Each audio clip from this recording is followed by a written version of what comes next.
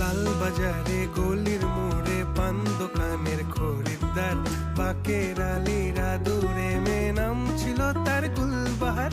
লাল বাজারে গলির মোড়ে পান দোকানের খরিদ্দার, বাকের